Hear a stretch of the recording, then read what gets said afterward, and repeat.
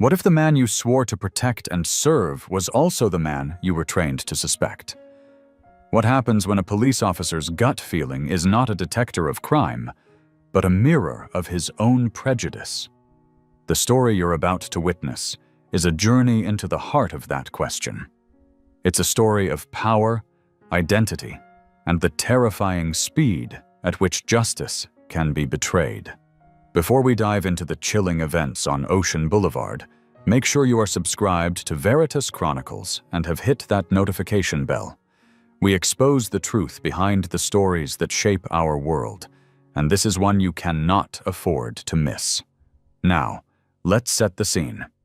The morning sun over the city of Port Verity was deceptive, a brilliant coat of gold paint over a city wrestling with its own soul. For Mayor Damon Sterling, it was a day that was supposed to be about the future. His custom-tailored charcoal suit felt less like armor and more like a uniform for the battle ahead. A crucial 9 a.m. meeting with Governor Thompson. On the table was the Bayside Infrastructure Project, a billion-dollar lifeline for the city's most neglected and systematically impoverished East Side. It was his signature promise, the cornerstone of his vision for a unified Port Verity. But fate, in the form of a failed fuel pump, had other plans. His Audi sat silent and defeated 3 blocks back, hazard lights pulsing like a weak heartbeat. Now, he was walking, briefcase in hand, a brisk pace eating up the pavement of Ocean Boulevard. He checked his Rolex. 8:37 a.m. He could still make it. Ahead, the iconic glass dome of City Hall shimmered, a beacon of his destination and, ironically, his own authority. Miles away in spirit, but only feet away in reality, Officer Rick Nolan idled in his patrol car, Unit 77. The city's salty air, a point of pride for the locals, still felt foreign and hostile to him. 3 weeks.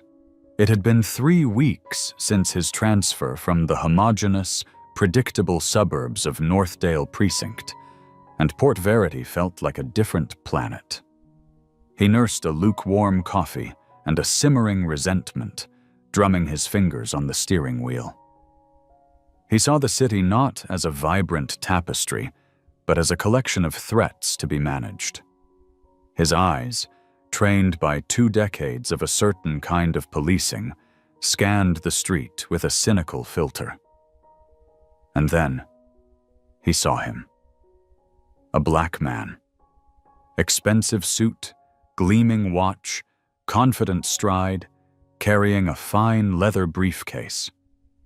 Here, on this stretch of the boulevard, it was an image his mind could not compute without suspicion. It was a file that didn't belong in this cabinet. Nolan had a knack, or so he told himself, for spotting things that were out of place.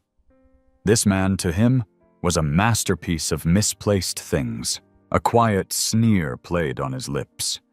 He picked up his radio, the words flowing from a well-worn script in his mind. Unit 77 to dispatch, conducting a field interview. We have a possible suspicious individual, Ocean Boulevard near Harbor Street. He didn't wait for a response. He pulled the cruiser smoothly to the curb, parallel to the walking man, tracking him like a predator. Then, with a practiced flick of a switch, the world dissolved into flashing red and blue.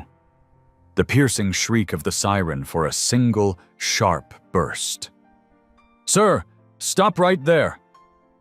The voice, amplified through the car's PA system, was devoid of courtesy. It was a command, pure and simple. Damon Sterling halted. He turned, his expression measured, a mask of civic calm settling over a flash of deep, weary annoyance. He knew this dance. He had been taught its steps since he was a boy. He faced the patrol car, the flashing lights painting strobing patterns on his face. "Is there a problem, officer?" Officer Nolan exited his vehicle, a slow, deliberate movement designed to intimidate. He left the driver's side door open, a subtle barrier. His hand didn't stray far from the cold, reassuring weight of his holstered Glock. "Where you headed in such a hurry?" The question wasn't a question. It was an accusation. "To work," Damon replied, his voice even. He gestured with his briefcase towards the shimmering dome of City Hall, just 2 blocks away. "My car broke down a few blocks back." Nolan's eyes narrowed further, dismissing the explanation as an irrelevant nuisance.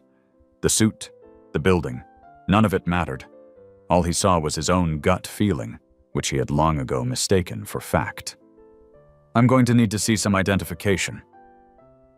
A slight furrow appeared between Damon's brows. This was a critical juncture in the dance. He knew his rights, knew them perhaps better than the officer demanding them. "May I ask why I'm being stopped, officer?" "I haven't committed any crime." The challenge, however polite, was like a spark on dry tinder. Nolan's jaw tightened, a muscle twitching in his cheek. This was the moment his authority was questioned, and that he could not abide. "You match a description of a suspect we received," he said, the lie tasting like rust in his mouth. It was a catch-all, a skeleton key to unlock any door he wanted to open. Damon's posture stiffened almost imperceptibly. His training in de-escalation, the very training he'd mandated for the entire Port Verity Police Department last year, kicked in. He became the strategist.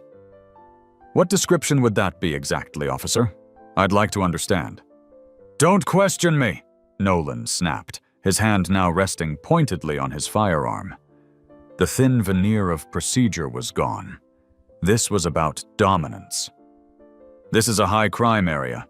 We've had reports of fraud, stolen briefcases." He glanced at Damon's expensive leather case with theatrical suspicion. Damon looked around at the pristine, manicured lawns of the government district, the historic statues, the grand architecture of the city's most prestigious boulevard. A high-crime area? The absurdity was breathtaking. "Officer," he began, his tone firm but respectful, "I'm going out, so I know my rights. I believe I have the right to know the specific, reasonable suspicion that allows you to detain me." "Rights?" Nolan took a step closer, invading Damon's personal space. His voice dropped. "Your rights end when my investigation begins. Hands against the wall. Now." He pointed to the rough brick facade of the building beside them. He reached for his radio again, his voice now filled with a manufactured urgency. "Unit 77 requesting backup. I have a 1056 non-compliant subject at Ocean and Harbor." Damon's mind was a flurry of calculations. He saw the body camera on Nolan's chest, its small red light a silent, unblinking witness. He made a mental note, a habit forged over a lifetime of such encounters. Officer Rick Nolan, badge number 7714. He raised his hands slowly, deliberately, a gesture of compliance that felt like a betrayal of his own status and innocence. But this was no longer about winning an argument on a sidewalk. It was about documenting an injustice. "Sir, put your hands behind your back. You're under arrest for obstruction." The words hung in the air, surreal and corrosive. And then came the cold, metallic bite of the handcuffs. Nolan cinched them with an unnecessary, punitive force. Damon's wedding band scraped against the steel, and the edge of his Rolex dug painfully into the flesh of his wrist. He winced, a brief, involuntary flash of pain that he quickly masked. "Is this level of force truly necessary, officer?" Damon asked, his voice a low, steady current in the sea of Nolan's aggression. "I have done nothing wrong. I am fully cooperating." "That's for me to determine," Nolan grunted, beginning a rough pat-down. He pulled Damon's phone from his suit pocket. The screen lit up. Governor Thompson. Incoming call. Nolan silenced it with a swipe of his thumb, a smug look on his face. "Expensive phone," he muttered, as if cataloging evidence. Nice watch, too. He looked Damon up and down, his eyes dripping with insinuation. How exactly does a guy like you afford these things? Damon stared straight ahead at the brick wall, his dignity a fortress Nolan could not breach. Officer, I am formally requesting to know the specific charge you are arresting me for. Nolan smirked, enjoying the power shift. Big words from a guy in handcuffs. You think that college education puts you above the law? He pulled out Damon's wallet, emptying its contents onto the hood of his cruiser. I've never suggested it does, Damon replied evenly. I am, however, a citizen of this city, and I am requesting the professional courtesy of knowing why my freedom is being taken away. Nolan's expression hardened as he rifled through the wallet, his thick fingers clumsy and invasive. He bypassed the cash, the credit cards. His eyes landed on a small, slender object. Well, what do we have here? He held up a silver pocket knife, a gift from Damon's father. Carrying a concealed weapon, too. Adding that to the list. That is a letter opener, Damon clarified, his voice still impossibly calm. It's a family heirloom. It is neither a weapon, nor was it concealed. By now, a small crowd had begun to form. The flashing lights were a siren's call to the curious. A postal worker on her break, a group of tourists, a bike messenger, all slowing, their phones emerging from pockets like digital extensions of their own eyes. One woman in a Port Verity University sweatshirt began to record, her jaw agape. She took a step forward. Excuse me, officer? Is everything okay here? He doesn't look like he's doing anything wrong. Nolan's head whipped around, his hand instinctively moving to his holster again. Ma'am, you need to step back. This is official police business. Back up now or you'll be next. The threat hung in the air, silencing her but hardening her resolve. Her phone remained steady, a silent sentinel. Damon seized the moment, speaking clearly for her camera. It's all right, ma'am, for your own safety, please stay back. But please, keep recording. Nolan grabbed Damon's arm, his fingers digging into the mayor's bicep, and began steering him towards the patrol car. You have the right to remain silent, he began, the Miranda rights recited with a bored, robotic cadence. I understand my rights completely, Officer Nolan, Damon interrupted, making direct, deliberate eye contact with the officer's body camera. And I am exercising my right to know the specific charges against me right now. Nolan's grip tightened, a flash of fury in his eyes at being challenged again. Obstruction, disorderly conduct, and possession of a concealed weapon? That enough charges for you, smart guy? He shoved Damon against the side of the cruiser. Spread 'em, wider. He kicked at Damon's ankles, forcing his stance into an awkward, humiliatingly wide position. Damon complied, the heat of the car's metal pressing against his forehead. The murmurs from the growing crowd swelled into a chorus of disapproval. At least 10 phones were now raised high, a small constellation of citizen journalists.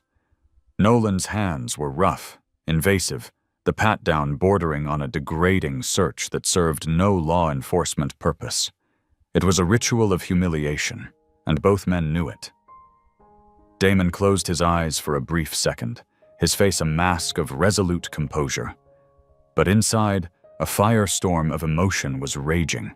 The shame, the anger, the profound, bitter irony of it all. Years of work, of building bridges, of trying to heal the very rifts that this officer was now tearing open, all seemed to vanish in this single, debasing moment on a sunlit boulevard. He focused on his breathing, a technique learned in leadership seminars, now a lifeline for his sanity. Nothing to say now, huh? Nolan taunted, his voice a low sneer in Damon's ear. Not so educated with your face pressed against my car, are you? Silence. Damon chose his battles, And this was not one to be won with words. This battle would be won with data, with video, with the unblinking eye of accountability. Inside his mind, a silent vow crystallized. This officer's prejudice would not just be an anecdote of injustice. It would become the catalyst. It would fuel the fire of the very reforms this department so stubbornly resisted. Nolan, satisfied with the physical dominance, finally opened the wallet he'd tossed on the hood. He ignored the prominent, gold-sealed Port Verity government ID, focusing instead on counting the cash. $320. That's a lot of cash to be carrying around. You want to explain how you came by this? It is not illegal to carry cash, officer, Damon responded, his voice muffled by the car's frame. It is when it's part of a pattern of suspicious behavior, Nolan countered, inventing procedure as he went along. His thumb finally brushed against the official city ID. He pulled it out, studying it for a long moment. His expression, for the first time, flickered with a hint of uncertainty. He looked at the picture, then at the man in handcuffs, then back at the ID. The name, Damon Sterling. The title, Mayor. A tiny seed of doubt was planted, but his ego and prejudice were formidable weeds. It couldn't be. It was impossible. His mind found an explanation that fit his worldview. This looks fake. A damn good one, but it's fake. Just then, a second patrol car screamed to a halt behind Nolan's. A younger officer, Officer Miller, stepped out. He was a product of Damon's new recruitment drive, a local kid, sharp, professional, who saw policing as a partnership, not an occupation. He immediately registered the tension of the scene, the agitated senior officer, the immaculately dressed man in cuffs, the angry crowd. This was not a routine stop. "What's the situation, Rick?" Miller asked, his tone professionally neutral, but his eyes filled with concern. Nolan waved him away from Damon, lowering his voice. "Got a suspect here acting squirrely.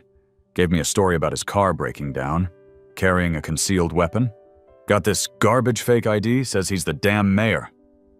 He laughed, a short, sharp bark. Miller glanced past his partner at the composed figure by the car. He looked at the suit, the watch, the man's impossibly calm demeanor. His stomach tightened. Something was profoundly wrong. "Has he been processed? Did you run his name?" "About to transport him to the station and figure out who he really is," Nolan affirmed, his bravado returning. As the two officers conferred, Damon saw his opportunity. He caught the eye of a young woman in the crowd, a City Hall intern he recognized named Sarah. He spoke just loudly enough for her to hear over the din. "Please, call City Hall, extension 001. Tell them the mayor needs assistance at Ocean and Harbor." Sarah's eyes widened in stunned recognition. She nodded almost imperceptibly, her hand already fumbling for her phone as she stepped away from the crowd. Nolan turned back to Damon, slapping the cruiser's roof. "All right, playtime's over. Time for a ride downtown." Damon planted his feet. He would not be moved, not yet. He spoke with the full weight of the authority he actually possessed. "Officer Nolan, badge number 7714. I am now exercising my right to make one phone call before you transport me anywhere." Nolan actually laughed, a genuinely amused, condescending sound. "You watch too many cop shows, pal. That happens at the station after you're booked." Officer Miller shifted on his feet, his discomfort now palpable. "Rick, maybe we should... Procedural manual says..." "I've got this, Miller." Nolan cut him off, his authority challenged from a new direction. He didn't want a witness to his next action, but it was too late. A new voice entered the scene, crackling with static from the radios on both officers' shoulders. "Central dispatch to Units 77 and 12. Be advised, Chief of Police Isabella Rossi is en route to your location. ETA 2 minutes. Hold your position. Do not move the suspect. Take no further action. Acknowledge. Nolan's hand froze on the patrol car door. The color drained from his face. What the hell? He muttered under his breath. He fumbled for his radio. Dispatch, this is Unit 77. Request clarification. Why is the chief responding to a routine obstruction stop? The dispatcher's voice came back, cold and formal. Unit 77, I repeat. Hold your position. The chief is on her way. This chaotic pause was another opportunity. Miller used the distraction to approach Damon, subtly positioning himself between his partner and the man in cuffs. As he pretended to check the handcuffs, he loosened them by one critical notch. Sir, Miller whispered, his voice barely audible. I don't know what is happening here, but something isn't right. I'm sorry. Damon gave him a single, measured nod of acknowledgement, a silent thanks for a small but profound act of decency. Nolan was fuming. His perfectly controlled scene had been invaded. The man in handcuffs was looking at him, a calm, knowing expression in his eyes. Who the hell are you? Nolan hissed. I believe I'm now entitled to make that phone call, Damon responded, his voice even. Miller, emboldened, intervened. We have to follow procedure, Rick. The direct order was to hold position. Let him make the call.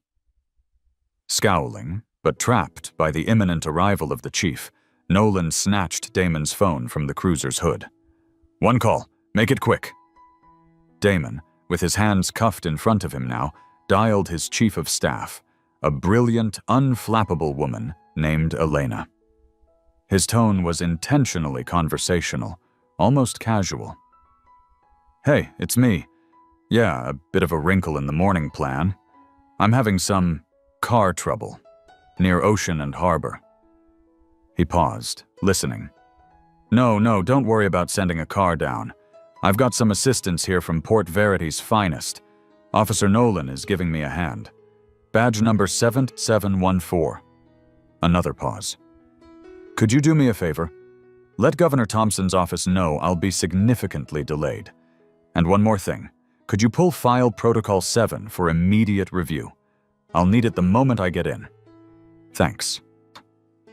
Nolan watched with narrowed, suspicious eyes, completely oblivious to the bomb that had just been detonated. He didn't know Protocol 7. He didn't know it was the city's highest-level emergency protocol, reserved for an official under duress. An alert that triggered an immediate, coordinated response from the city's legal council, police leadership, and media management teams. It was not a call for help. It was a call to arms. As Damon handed the phone back, he locked eyes with Nolan. In that moment, a strategic decision had crystallized. He could have ended this circus 10 minutes ago by announcing who he was. But that would have been a personal victory, not a systemic one. This blatant textbook profiling, captured on a dozen cameras, was a gift. He would not short-circuit it. He would let the system he had fought so hard to implement, the cameras, the oversight, the new training, prove its own worth or expose its own failures.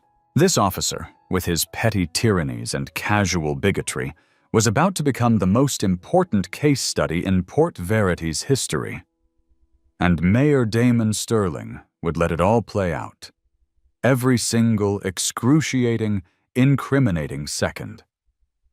This is the point of no return. A web of lies and prejudice has been spun, and a fuse has been lit. What happens when the most powerful people in the city descend on this single, tense spot on the pavement? We're about to find out. If you believe accountability is essential, do us a favor and hit that like button right now. It helps stories like this reach a wider audience. And comment Protocol 7 below if you're on the edge of your seat. Now, back to the drama on Ocean Boulevard. The wail of distant sirens grew closer, multiplying, converging. Not the familiar yelp of a patrol car, but the deeper, more authoritative tone of command vehicles.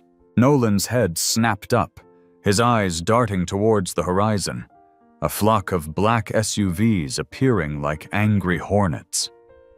He looked from the approaching motorcade to the man in handcuffs, then back again. The gears in his mind were grinding, smoke pouring from the friction between his long-held prejudices and the encroaching, terrifying reality. That seed of doubt was now a rapidly growing tree of panic, its branches clawing at his insides.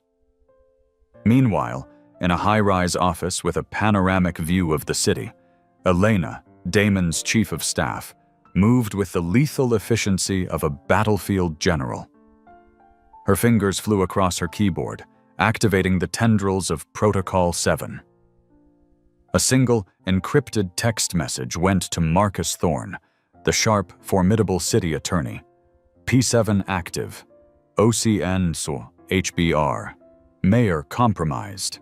Full legal deployment. Another alert went to the governor's chief of security.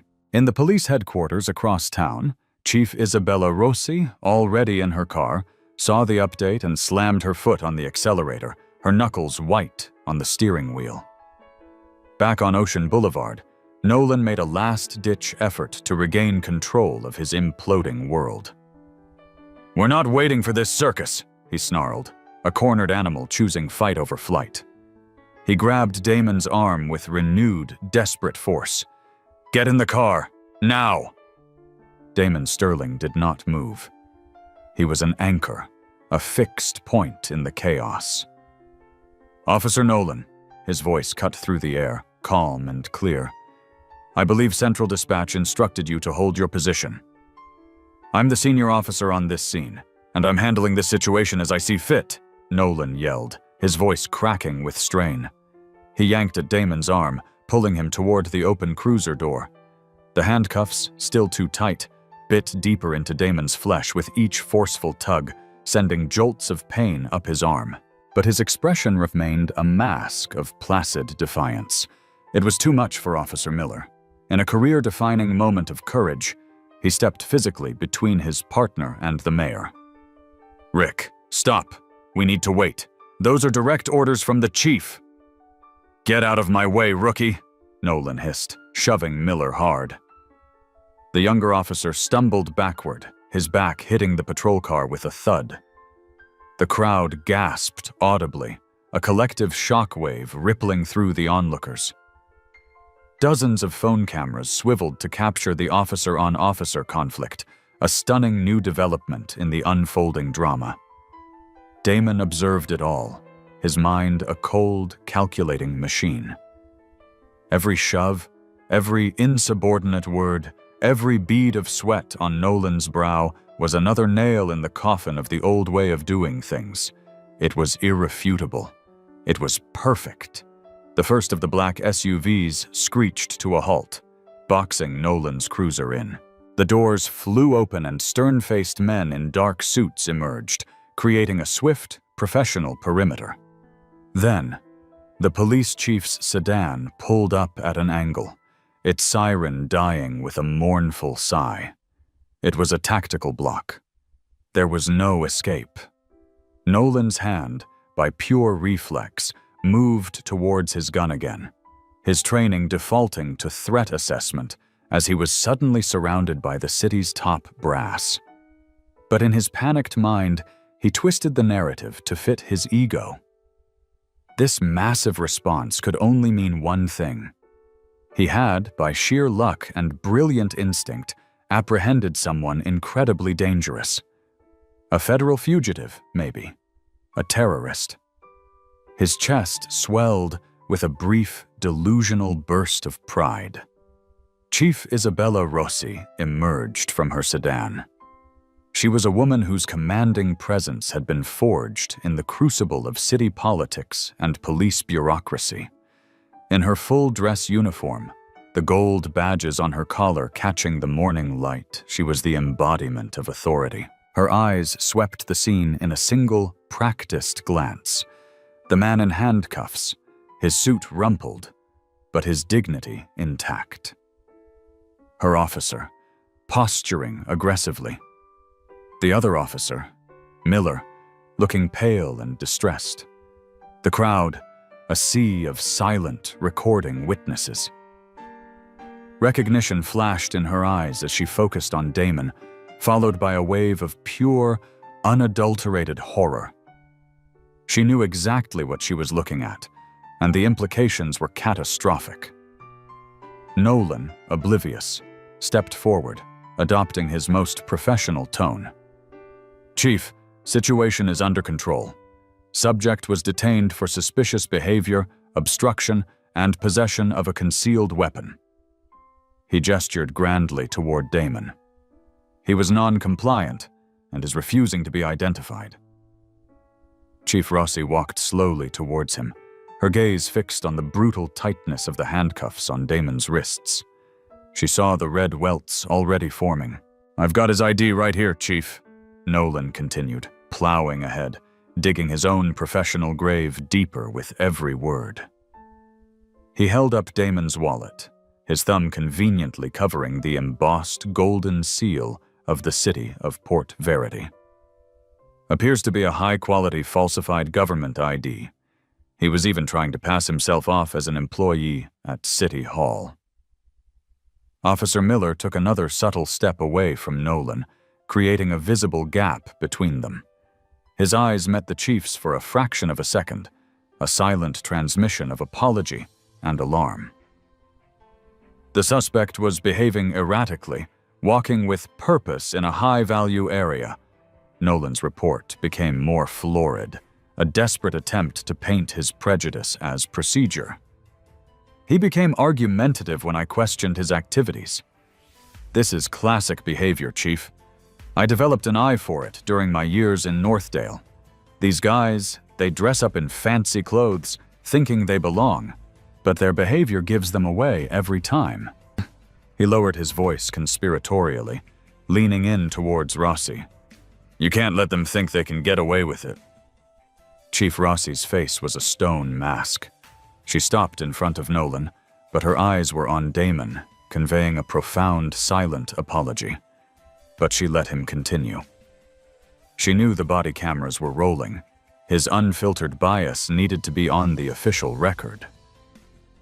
Just then, a news van from Channel 4 careened around the corner, its satellite dish already extending. A reporter and cameraman bailed out, drawn by the firestorm on social media. Nolan saw them and hesitated, his words catching in his throat. The first flicker of real, animal fear finally registered in his eyes. This was bigger than a bad stop. The crowd parted as Governor Thompson's security detail moved with practiced, intimidating efficiency, and then she appeared. The governor herself, stepping out of her vehicle, her face a thundercloud of controlled fury as her eyes locked onto the handcuffed figure at the center of the spectacle. Nolan's last shred of confidence evaporated into the salty air. His world was tilting on its axis. Chief Rossi finally spoke. Her voice was quiet, but it carried across the now hushed scene with the force of a thunderclap. "Officer Nolan, do you have any idea who you have in your handcuffs right now?" The color drained completely from Nolan's face. The full, crushing weight of the chief's question slammed into him. His eyes darted from the governor, to the chief, to the city attorney Marcus Thorne, who was now approaching with a tablet in his hand, and finally, to the man in the charcoal suit. The puzzle pieces, once so stubbornly mismatched in his mind, now snapped together with sickening clarity. "Sir," Nolan stammered, his voice a pathetic squeak. He took a half-step towards Damon, his hands reaching for the handcuff key on his belt, desperate to undo what he had done. "There seems to have been a misunderstanding." Damon's voice cut through the tension like a surgeon's scalpel, loud enough for every camera and microphone to capture. "Please do not tamper with evidence at an active scene, Officer Nolan." Nolan froze, his hand suspended in midair. The man wasn't just a victim. He was a master strategist, controlling the board with devastating precision. Chief Rossi turned to the pale-faced younger officer. "Officer Miller, secure all body camera footage, your own and Officer Nolan's. Document everything exactly as you observed it. Nothing gets deleted. Am I clear?" "Yes, Chief, crystal clear," Miller responded, relief washing over him. He had been given a lifeline.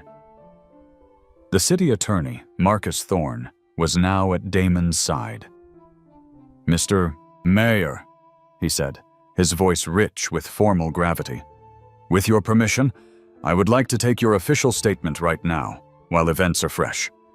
We can begin while we wait for these restraints to be properly documented and removed." The title hung in the air, heavy and undeniable. "Mr. Mayor." Rick Nolan felt the ground give way beneath him. It was a physical sensation, a lurch in his gut, as reality came crashing down. It wasn't just his career ending, it was his entire worldview, his sense of self-righteous authority, shattering into a million pieces. "Chief," he pleaded, turning to Rossi, "if I could just explain for a moment in private, whatever you have to say, you can say right here." "Officer Nolan," the chief replied, her voice cold as steel. "Transparency is department policy now, as I'm sure you recall from your orientation 3 weeks ago." Nolan's desperation was a raw, open wound. "But Chief, had I known his identity?" "That is precisely the problem, isn't it?" the chief interrupted, her voice sharp. "The problem isn't that you failed to recognize the mayor, Officer Nolan. The problem is how you treat any citizen when you think no one of consequence is watching." Chief Rossi turned back to Damon with formal respect, her next words chosen to cement the official record. "For the record, sir, would you please state your full name and your position for Officer Nolan?" The entire boulevard fell silent. The tourists, the intern, the news crew, the governor herself, all stood transfixed. Damon Sterling drew himself up to his full height. Despite the rumpled suit and the steel bracelets on his wrists, he had never looked more powerful. His voice was clear, calm, and carried across the pavement with an unbreakable dignity. "I am Damon Sterling, and I am the mayor of this city." The simple, devastating truth landed. Rick Nolan's jaw went slack, His eyes, wide with horror, darted from the mayor to the governor, from the chief to the news cameras, each glance confirming the scale of his self-immolation. Chief Rossi stepped forward with a small key. "Mr. Mayor, with your permission." She personally unlocked the handcuffs, handling them with the care of a crime scene technician. Damon rubbed his wrists, turning them over to reveal the angry red marks a dozen cameras rushed to capture. He adjusted his suit jacket, a simple movement of profound dignity. "Mr. Mayor," the chief began formally, "on behalf of the Port Verity Police Department, I offer you my most profound and sincere apologies for this unacceptable incident." Damon nodded, his response aimed not just at the chief, but at the entire city watching. "Thank you, Chief Rossi. I know this incident does not represent you, your leadership, or the vast majority of our city's finest officers." He then turned slightly, his gaze finding the younger officer. "In fact, Officer Miller here demonstrated exemplary professionalism and composure under difficult circumstances." Miller stood a little straighter, relief and vindication visible on his face. Damon then surveyed the crowd, the sea of phones that had become his salvation. "What happened here today is the very reason my administration fought to implement citywide body cameras and a civilian oversight board last year," he declared, his voice rising with conviction. "There was resistance, there was pushback, but today, the system, while exposing a painful problem, has also proven that it worked." The statement was perfect. It wasn't an attack. It wasn't a proclamation of victimhood. It was an affirmation of the very accountability mechanisms he had built. Governor Thompson finally approached, wrapping Damon in a brief, warm embrace that was captured from every angle. "I think our infrastructure meeting can wait, Damon," she murmured, for his ears only. This is more important now. Use it wisely." He gave her a nearly imperceptible nod. He intended to. Nolan remained frozen, a statue of ruin. He tried to speak, to offer some pathetic mitigation. "Mr. Mayor, there was a description. A suspect. I was just following protocol." Damon raised a hand, a simple gesture that silenced him instantly. "Officer Nolan, save your statement for the formal investigation. I believe you have a mandatory meeting with Internal Affairs and the city attorney. It belongs in that room, on the record." The words carried no malice, only the immense, impersonal weight of due process. Elena, his chief of staff, materialized at his elbow with a secure phone. "Sir, you need to know this is the #1 trending topic in the nation. The hashtags #mayor, in handcuffs, and policing the police are exploding." He accepted the information with a single, calm nod. It was expected. He turned, facing the Channel 4 news camera directly, seizing control of the narrative. "Today," he began, "I experienced firsthand what too many of our citizens, particularly in our Black and brown communities, experience on a daily basis. But let me be clear, this incident is not about me. It is not about one officer's actions. It is about proving that our systems of accountability can and must work for everyone." He gestured around him, at the body cameras, the citizen videos, the official response unfolding. "When we implemented these reforms, some called them anti-police. Today proves they are pro-good policing. They protect the public from misconduct, and they protect good officers from false accusations. Every single citizen of Port Verity deserves this same level of protection and transparency under the law, regardless of their title, their appearance, or the neighborhood they are in." He paused, letting the words resonate. "This incident will be investigated thoroughly, transparently, and publicly. There will be no backroom deals and no exceptions. That is my promise to you."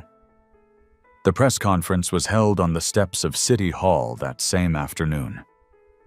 Damon stood at the podium, deliberately wearing the same charcoal suit, its slight wrinkles a silent testament to the morning's ordeal. He had refused offers to change, knowing the power of that small, authentic detail. "This morning," he began, the flashes of dozens of cameras reflecting in his eyes, "I was profiled, detained without cause, and arrested while walking to my place of work. It was an experience of profound humiliation, but it was not, for me, a unique one." He paused, looking out over the sea of reporters. "The first time I was stopped by the police for no reason, I was 16 years old, driving my father's car. That night, my dad sat me down and gave me the talk. Not about the birds and the bees, but about how to act, how to speak, how to hold my hands, how to survive an encounter with law enforcement. It's a talk that Black and brown parents have been forced to give their children for generations in this country. I have had to use the lessons of that talk throughout my life, even, as it turns out, as the elected mayor of this great city." The personal anecdote humanized the issue, shifting it from a political headline to a shared, painful experience. "This is not about villainizing the entire Port Verity Police Department," he continued, striking a careful, deliberate balance. "The vast majority of our officers serve with honor. This is about confronting the undeniable truth that implicit bias exists, and it is a poison that affects how law enforcement interacts with the communities it is sworn to serve." He then pivoted to action. A full, independent investigation overseen by the city attorney's office. Officer Nolan was suspended without pay, pending the outcome of the hearing. An immediate, expedited review of all departmental training protocols concerning bias and de-escalation. We will follow every procedural step with meticulous precision, Damon emphasized, his voice firm. Not because we are creating a special process for a mistreated mayor, but because this is exactly how the system must work for every single citizen, every single time. Behind the scenes, the city moved with a controlled fury. Damon convened an emergency meeting in the mayor's conference room. On one side of the polished mahogany table sat the visibly uncomfortable police union representatives. On the other, the city's most prominent civil rights leaders. In the middle sat Chief Rossi and Marcus Thorne, the city attorney. "I want to be unequivocally clear," Damon said, leaning forward, his gaze sweeping across every person in the room. "This investigation will be transparent, thorough, and by the book. Officer Nolan has a right to due process, just as any citizen does. But his actions will be examined in the full light of day." The union president, a bulldog of a man named Frank Rizzo, shifted in his seat. "We appreciate your measured tone, Mr. Mayor. Our officer believed he was. His beliefs are precisely what's under investigation," Damon interjected coolly. "But this is bigger than one officer. This is about fixing the systemic blind spots that allow an officer with that mindset to wield a badge and a gun on our streets. Frank, this is a chance to fix things that good officers have been complaining about for years." Rizzo hesitated, but Damon pressed on. "Better training on implicit bias, better mental health resources for officers dealing with trauma, real community integration programs instead of superficial photo ops. These aren't anti-police ideas. They are pro-officer safety and pro-community trust ideas. Help me implement them. Meanwhile, the investigation into Rick Nolan was rapidly uncovering a pattern of disturbing behavior. Internal Affairs, under the direct, unblinking supervision of the chief, unearthed 7 prior complaints of racial profiling from his time in Northdale Precinct. All had been summarily dismissed by his former supervisor with a note of unsubstantiated. Text messages recovered from Nolan's department-issued phone were even more damning. Exchanges with his former Northdale colleagues were littered with racist jokes and explicitly biased language about patrolling upscale areas. One message, sent just 30 seconds before he flipped on his lights on Ocean Boulevard, stood out. "Just spotted a guy playing dress-up in the big leagues on the boulevard. Watch me take him down a notch." In the darkened IA screening room, Chief Rossi pinched the bridge of her nose as she watched the body cam footage for the 3rd time. "Look," she said, pointing to the screen. "Right there." The moment he first looks at the ID, his expression flickers. He knew. Or at least he had a strong suspicion he was looking at something real, and he chose to escalate anyway. Officer Miller's official testimony was pivotal. "From my first shift with him, Officer Nolan made comments," Miller told the investigators, his voice steady. "He talked about those people, not belonging in certain neighborhoods. He called the mayor's community policing initiative hug-a-thug garbage. I filed a report about my concerns with my direct supervisor, Sergeant Dawson, after our 2nd patrol together 2 weeks ago." The investigation immediately expanded. They pulled Sergeant Dawson's records and found he had never logged Miller's report. It was another crack in the system, another supervisor enabling the one bad apple to poison the barrel. As word spread that the chief and the mayor were serious, the blue wall of silence began to crumble. 2 other officers came forward with stories about Nolan's aggressive, biased behavior. The incident exploded into a national conversation. Damon's face was on every news network, He used the platform with surgical precision. "This is not about dismantling policing," he explained to a primetime anchor. "It is about building better policing. It is about ensuring that the words 'to protect' and 'to serve' apply equally to everyone, regardless of their skin color or zip code." The city launched a dedicated hotline for citizens to report similar encounters.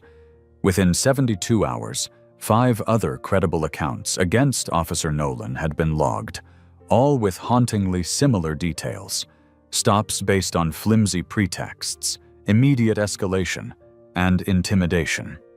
The union's initial defense of Nolan withered in the face of the overwhelming evidence. Rizzo, the union president, requested another private meeting with the mayor. "We can't defend the indefensible, Damon," he admitted, the use of the first name a significant concession.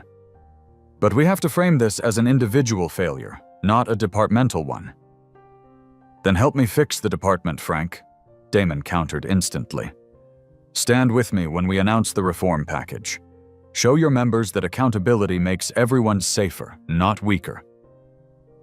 Rizzo, trapped, reluctantly agreed. The date for Rick Nolan's termination hearing was set. The day before, as Damon worked late, reviewing the mountain of evidence, his assistant buzzed him. "Sir," she said, her voice uncertain, "Officer Nolan is here, in the outer office. He has no appointment, but he is asking if he can have 5 minutes of your time before the hearing tomorrow." Damon leaned back in his chair, looking out at the city lights. He thought for a long moment, then pressed the intercom button. "Send him in." The hearing room was designed to be intimidating, all dark wood and sober acoustics, a chamber built for accountability.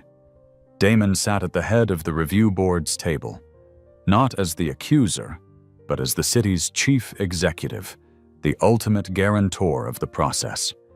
His presence was a symbol that the system was judging itself. Rick Nolan entered, flanked by his union rep, Frank Rizzo. Nolan looked like a different man. The swagger was gone, replaced by the hollowed-out look of defeat. His suit seemed to hang off him, his shoulders slumped under an invisible weight. "Officer Simmons has requested to make a brief statement before formal proceedings begin," the board chairperson announced. "Mr. Mayor, as the aggrieved party in this matter, do you have an objection?" "None at all," Damon said, his voice neutral. Nolan stood and unfolded a piece of paper, his hands trembling slightly. "Mr. Mayor, members of the board," he began, his voice raspy and rehearsed. "I wish to express my sincere and deep regret for the incident that occurred on Ocean Boulevard. It was a classic misunderstanding that escalated in a way I did not intend. My actions on that day did not reflect my core values or the training of this department. I apologize for any embarrassment this has caused you, sir, and the Port Verity Police Department." The words landed with a thud, hollow and empty. The apology was for the embarrassment, not the action. The blame was on the misunderstanding, not the bias. Damon's face remained an unreadable mask. The board began its work. The methodical deconstruction of Nolan's narrative was brutal in its efficiency. "Officer Nolan," the IA captain began, his tone dispassionate. "Your body camera footage shows you telling Mayor Sterling he matched a description. Could you please tell the board what specific description you were referring to?" Nolan swallowed hard. "There had been, general reports of suspicious activity." "That was not the question, officer," the captain pressed. "What was the specific description of the suspect the mayor matched?" Silence. The lie, so easy to tell on the street, disintegrated under the lights of a formal hearing. "Let's move on," the captain said, gesturing to the large screen where Nolan's text message was now displayed for all to see. "Got a guy playing dress-up. Watch me take him down a notch. Officer Nolan, can you please explain to this board what you meant by playing dress-up?" It's just cop talk, Nolan stammered, his prepared facade crumbling. Cop talk, the captain repeated, letting the phrase hang in the air. Let us proceed to the 7 formal complaints filed against you during your tenure in Northdale Precinct, all of them involving the detainment of black male professionals in affluent areas, all of them dismissed without a full investigation by your supervisor, who, we have since learned, is your brother-in-law. It went on like this for 2 hours, a painstaking vivisection of a career built on prejudice and enabled by a system of indifference. Finally, the board chairperson looked at Nolan, his face a mixture of pity and contempt. Officer Nolan, beyond the prepared statements and excuses, in your own words, tell us why you stopped Mayor Sterling that morning. Nolan looked up, his eyes bloodshot. The lies were exhausted. The excuses had evaporated. For the first time, a glimmer of terrifying self-awareness seemed to break through. He didn't look like he belonged there, he admitted, his voice barely a whisper. In that suit, in that neighborhood, it just looked wrong. The confession, raw and unvarnished, silenced the room. Damon Sterling leaned forward, breaking his own silence. He asked his first and only question of the day. Officer Nolan, he said, his voice calm and steady. Would you have stopped me if I were white? Nolan opened his mouth. A sound tried to escape, but it died in his throat. He looked from the mayor's unwavering gaze down to the polished table.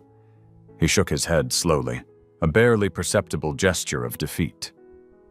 He had no answer.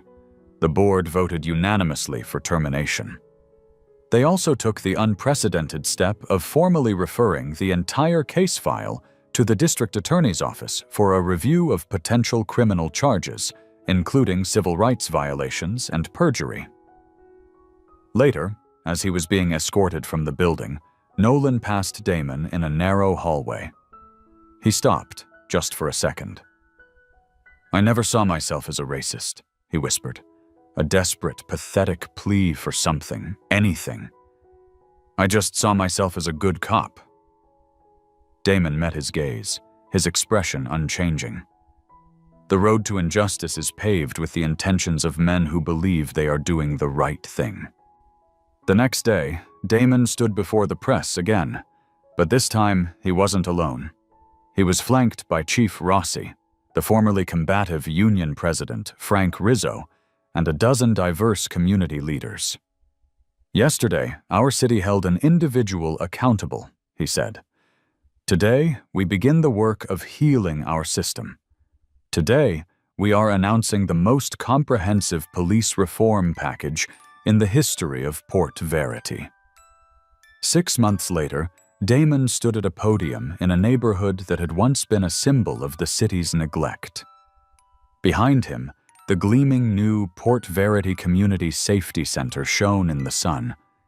It was a state-of-the-art facility dedicated to training, de-escalation, and, most importantly, dialogue. On a massive digital screen next to him, real-time statistics scrolled by. Civilian complaints down 42%, officer-involved shootings at 0, community trust metrics up 38%. 6 months ago, Damon began, addressing the assembled crowd of citizens and officers. An incident forced our city to look in the mirror. Today, we show the world our response, not with words, but with action, with results. He gestured to the facility. Here, our officers learn that a true warrior knows how to de-escalate a conflict, not just win one. They train alongside social workers and mental health professionals.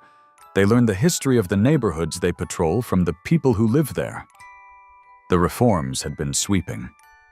An early warning system, based on the one that should have flagged Nolan, was now in place to identify problematic officers.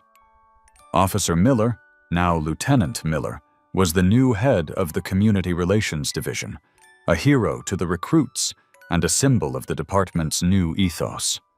Even Sergeant Lewis, a grizzled 25-year veteran who had initially called the reforms political nonsense, stepped up to the microphone. "I thought this was just about coddling criminals," he admitted gruffly. "But I was wrong. My job is easier today. It's safer. When people see you as a partner, not an occupying army, it changes everything."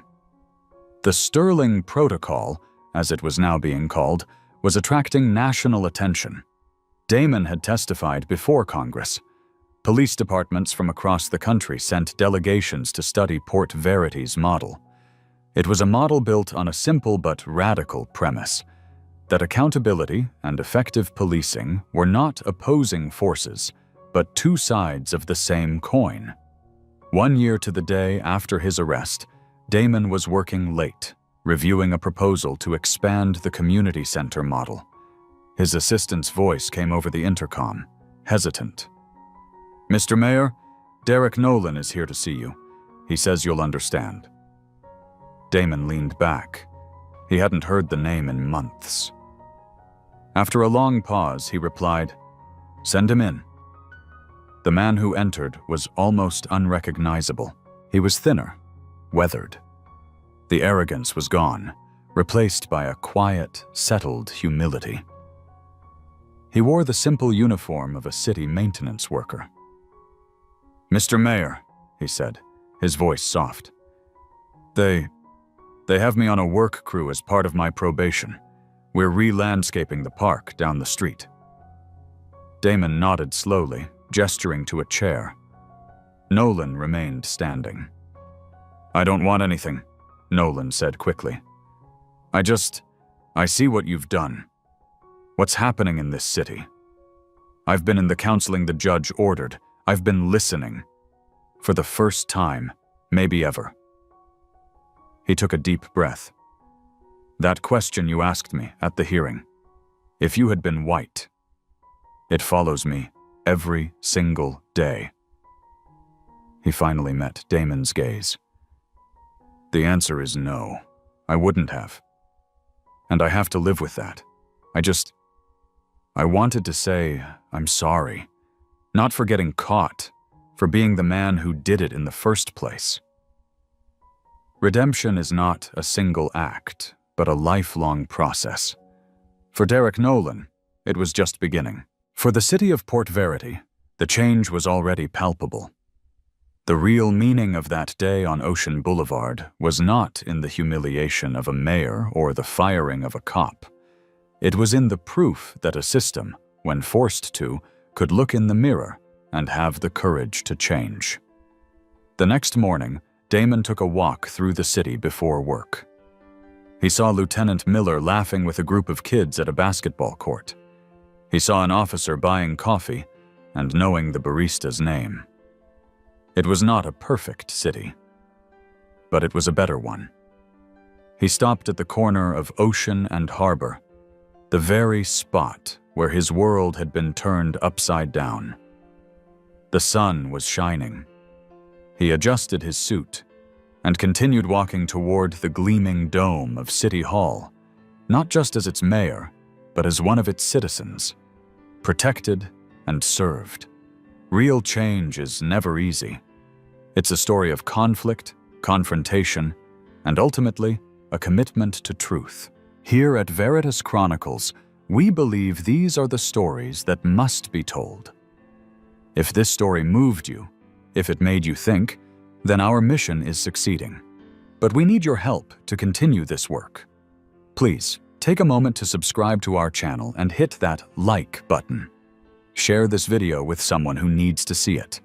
And in the comments below, tell us, what does real accountability look like to you?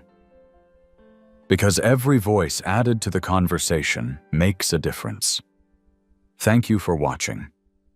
And thank you for seeking the truth.